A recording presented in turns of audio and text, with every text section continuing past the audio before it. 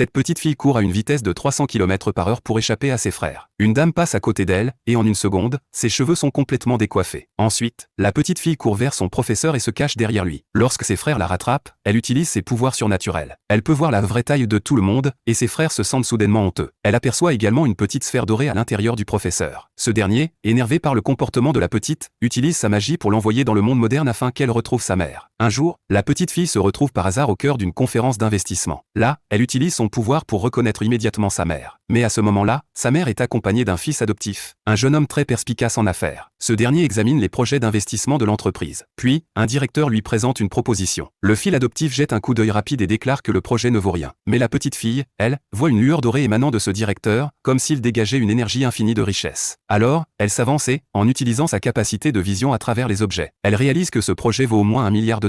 En entendant cela, les gens dans la salle commencent à se moquer d'elle. Même sa mère rit. Peu après, un collaborateur du directeur entre précipitamment dans la salle, annonçant qu'une personne vient d'investir $1 milliard dans le projet. Sa mère commence alors à la croire. Plus tard, la mère prend une pierre et demande à la petite de l'examiner. La petite jette simplement un coup d'œil et remarque que la pierre est fissurée à l'intérieur, sans aucune valeur. Mais le fils adoptif insiste, disant qu'il s'agit d'une pierre précieuse de grande qualité. Pour savoir qui a raison, la mère ordonne de couper la pierre en deux. Comme l'a dit la petite, l'intérieur est rempli de fissures.